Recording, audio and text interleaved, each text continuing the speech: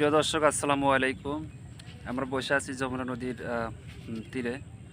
ওই যে পিছে একটা কবর দেখতেছেন, ওই আমরা দুইজন বসে আছি, তার সোজা উপরের দিকে দেখবেন ওই ছোট্ট একটা কবর। এই কবরটা কিন্তু অলৌকিক কবর।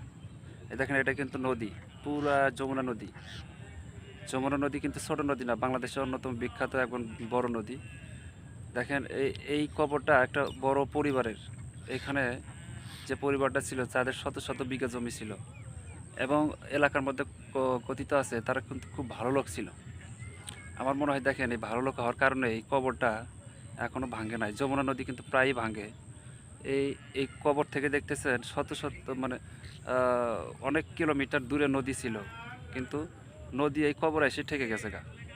এলাকার মানুষ বলা বলি করে যে এই লোকগুলা অনেক ভালো ছিল এবং তাদের পরিবার লোকগুলা অনেক ভালো ছিল।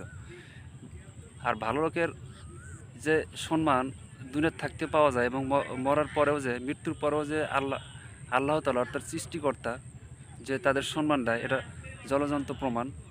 ওই যে পিছে আমার যে দেখতেছেন, মাথার উপর দিয়ে সোজা ওয়াল করানো, ইট দিয়ে নির্মিত করে রাখা হয়েছে। এটা সেই অলৌকিক কবর। এখনও কিন্তু ভাঙে না, এবং ভাঙার কোনো সম্ভাবনা নাই। এখন বিভিন্ন আমাদের দেশের সরকার আসে, নদী আহ, ভাঙন রোধ করছে। এই যে ব্লক ফালায় রাখছে, নদী আর ভাঙে না। এই যে আমরা সেই ব্লকের নিচে বসে আছি। যাই হোক, যাই জীবনে যেটাই করেন সৎভাবে চলবেন, তাই দুনিয়াতে সম্মান পাবেন, আখিরাতে সম্মান পাবেন, পরকালে সম্মান পাবেন। এই জন্য আমি খবরটা নিয়ে আপনাদের সঙ্গে শেয়ার করলাম।